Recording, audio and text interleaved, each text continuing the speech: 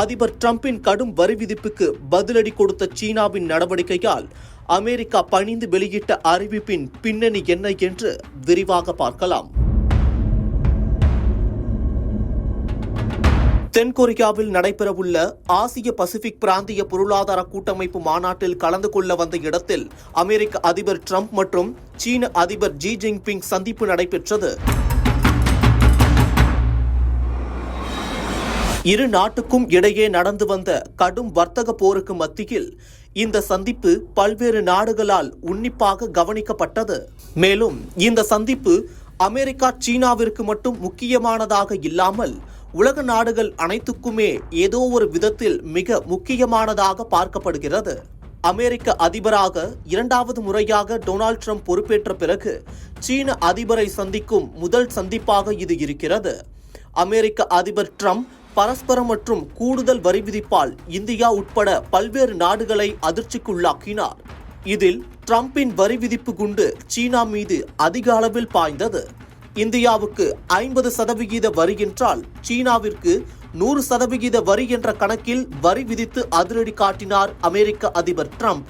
ஆனால் அதற்கு சற்றும் சளைக்காமல் சீனா பதிலடி கொடுத்தது. குறிப்பாக அரிய வகை கனிம வளங்கள் மீதான வரியை சீனா உயர்த்தியதால் அமெரிக்கா கடும் கண்டனத்தை தெரிவித்து சீனா மீது கூடுதலாக 100% வரியை உயர்த்தி நவம்பர் 1 முதல் அமலுக்கு வரும் என்று அறிவித்தது. அதேபோல் சோயாபீன்ஸ் அமெரிக்காவிடம் இருந்து சீனா வாங்குவதை குறைத்துள்ளதால் அமெரிக்காவின் சோயாபீன் வர்த்தகம் பெரும் பாதிப்படைந்ததாக அமெரிக்கா தரப்பில் தெரிவிக்கப்பட்டது. அமெரிக்க பொருளாதாரத்தை கொண்டுதான் இந்தியா உட்பட பல்வேறு நாடுகளின் பொருளாதாரம் இயங்கி வருகிறது. அதனால் அமெரிக்கா சீனா இடையேயான வர்த்தக போர் இந்தியா உட்பட பல்வேறு நாடுகளை பாதிக்கும் என்பதில் எந்த ஒரு சந்தேகமும் இல்லை. இந்த வர்த்தக போர் நடைபெறுவதற்கு முக்கிய காரணம் ரஷ்யா உக்ரைனின் 3.5 ஆண்டுகால போர்தான். அமெரிக்க அதிபர் ட்ரம்ப் உக்ரைன் மீதான ரஷ்யாவின் படையெடுப்பை நிறுத்த பல்வேறு முயற்சிகளை மேற்கொண்டு வருகிறார். அதில் ட்ரம்ப் கையில் எடுத்த முதல் ஆயுதம்தான் பொருளாதார தடை.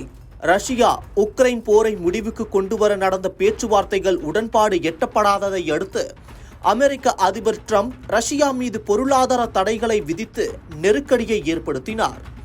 இதன் மூலம் ரஷ்யாவுக்கு தேவையான உணவுகள் தட்டுப்பாடு ஏற்பட்டு போர் நிறுத்தம் ஏற்படும் என்று எதிர்பார்த்த ட்ரம்புக்கு பேரதிர்ச்சி கொடுத்தது ரஷ்யா.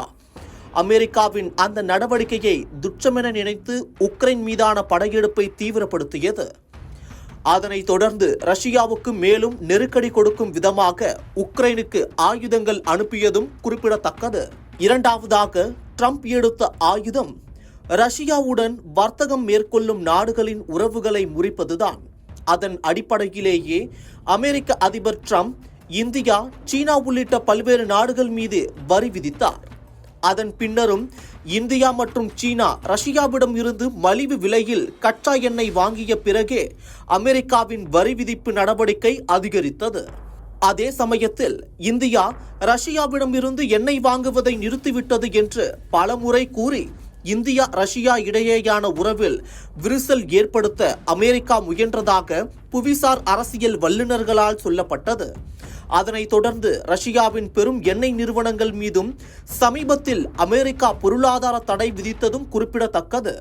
இப்படி இருக்கையில் மூன்றாவதாக அதிபர் ட்ரம்ப் கையில் எடுத்த ஆயுதம்தான் டாம்ஹாக். அதாவது வார்த்தைகளால் பயம் காட்டி ரஷ்யாவை தன் வழிக்கு கொண்டு வந்து விடலாம் என்று அதிபர் ட்ரம்ப் நினைத்தார். அதன்படி டாமஹாக் ஏவுகணையை உக்ரைன் தன்னிடம் கேட்டதாக அவர் தெரிவித்தார்.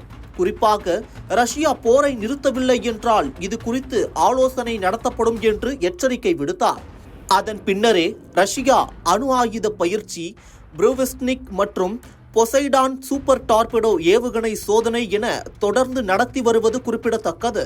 அதாவது ரஷ்யா உக்ரைன் போரை முடிவுக்கு கொண்டு வர இப்படி பல்வேறு முயற்சிகளை அமெரிக்கா நேரடியாகவும் மறைமுகமாகவும் எடுத்து வரும் நிலையில் அதற்கு ரஷ்யாவும் அணு ஆயுத சோதனை, அதன் நட்பு நாடுகளுடனான உறவை எந்த ஒரு பாதிப்பும் இன்றி கடைபிடித்தல் மற்றும் அந்நாட்டுடன் வர்த்தகம் மேற்கொள்ளும் நாடுகளுக்கு சலுகை அளித்தல் என மேற்கத்திய நாடுகளின் அழுத்தங்களுக்கு பதிலடி கொடுத்து வருகிறது. அதிபர் டிரம்பின் இந்த நடவடிக்கையால் இந்தியா சீனா உறவு மீண்டும் மலர்ந்துள்ளது. கால்வான் பள்ளத்தாக்கில் நடந்த இரு நாடுகளுக்கிடையேயான பிரச்சனையை தொடர்ந்து ஏற்பட்ட விரிசல் தற்போது ஒன்றுபட்டுள்ளது. கொரோனா காலத்தில் நிறுத்தப்பட்ட இந்தியா சீனா வான்வழி விமான சேவை மீண்டும் தொடங்கப்பட்டது என்பதும் குறிப்பிடத்தக்கது. ரஷ்யா உக்ரைன் போரை நிறுத்த வேண்டும் என்ற நல்லெண்ணத்தின் அடிப்படையில் அதிபர் டிரம்ப் இந்த நடவடிக்கைகளில் ஈடுபட்டாலும் சீனாவின் பதிலடியால் அமெரிக்கா சற்று பணிந்துவிட்டது என்பது போல்தான் தெரிகிறது. ஏனென்றால் அதிபர் ஜி ஜின்பிங் உடனான சந்திப்பின் போது சீனா மீது விதிக்கப்பட்ட வரியில் 10% குறைப்பதாக அமெரிக்கா அறிவித்துள்ளது. இந்த சந்திப்பு குறித்து பேசிய ட்ரம்ப், சீனாவுடன் எப்போதும் சிறந்த உறவை மேற்கொண்டுள்ளோம். ஜி ஜின்பிங் ஒரு சிறந்த தலைவர் என்று புகழாரம் சூட்டி சீன பொருட்களுக்கான இறக்குமதி வரியை 57% இருந்து 47% குறைக்கப்படும் என்று கூறினார். அதனைத் தொடர்ந்து பேசிய சீன அதிபர் ட்ரம்பின் அறிவிப்பை வரவேற்று சீனா உடனடியாக அமெரிக்காவில் இருந்து சோயாபீன்ஸ் வாங்க தொடங்கும். மிகப்பெரிய பிரச்சனையாக இருந்த அரிய வகை தனிமங்கள் ஏற்றுமதி பிரச்சனை தீர்க்கப்பட்டுவிட்டது. இனி சீனாவில் இருந்து அமெரிக்காவுக்கு அரிய வகை தனிமங்கள் ஏற்றுமதியில் எந்த தடைகளும் இருக்காது என்று தெரிவித்தார். மேலும் இந்திய பிரதமர் மோடியையும் சிறந்த தலைவர் என்று ட்ரம்ப் கூறியது குறிப்பிடத்தக்கது. அது மட்டும் இல்லாமல் இந்தியா மீதான வரியை அமெரிக்கா குறைக்கும் என்று சொல்லப்பட்டு வந்த நிலையில் சீனா மீதான வரியை அமெரிக்கா குறைத்திருப்பது கவனம் பெற்றுள்ளது. அமெரிக்காவின் அதிரடி வரி குறித்து இந்திய பிரதமர் மோடி பதிலளிக்காமல் இருப்பது விமர்சனத்திற்கு உள்ளாகி வருகிறது. அமெரிக்கா, ரஷ்யா, சீனா என 3 நாடுகளும் 3 திசைகளிலும் ஆதிக்கம் செலுத்தி வரும் நாடுகளாக இருந்து வருகிறது. தற்போதைய சூழலில் சீனாவின் நடவடிக்கைக்கு அமெரிக்கா பணிந்தது போல் தெரிந்தாலும் அமெரிக்காவிடமும் சக்தி வாய்ந்த ஆயுதங்கள், இராணுவ படைகள் உள்ளது என்பது குறிப்பிடத்தக்கது.